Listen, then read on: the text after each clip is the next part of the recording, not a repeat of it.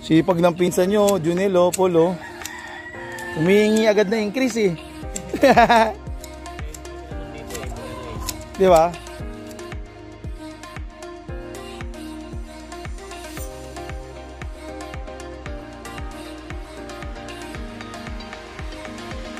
Ngayon, inimpose na natin nung gamitin nila kasi para madali ang buhay.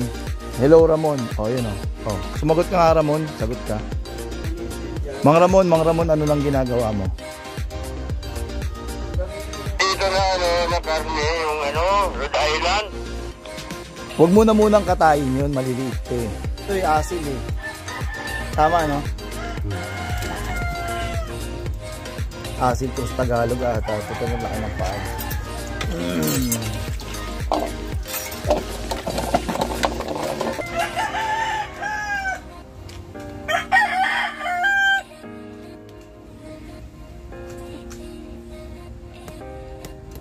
Ugat mo.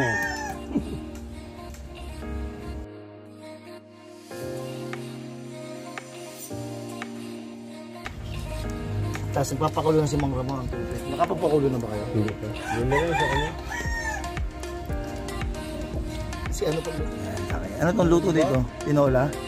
Tinola sa prito? Hindi, tinola na lang yan. Ha? Oo. Tinola magluto. Hindi, si Kuya, cook yun eh. Oo. Tingnan mo dito, Monraj. Monraj. Tingnan mo na dito. Monraj. Hindi, ano yan. Yung ingredients, dito lang din sa farm natin kinuha. Mamaya quarantine, papayad na nagtatanggal. Ito si bago natin kasama dito, si Kuya Raymart, aka Tata, pinsan nila Paul.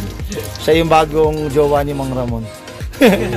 Yan, so magluluto tayo ngayon ng adobo. Tinola lang. Hindi, tinola yan, tinola. So ito kinatay ni Mang Ramon kanina. Ito galing rin sa farm, ito rin. Tapos pati yung kinuhang tanglad ni Kuya Raymart. Si Kuya Raymart, ano raw to?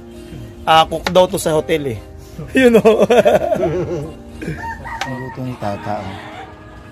Sarap sa kakain na tayo.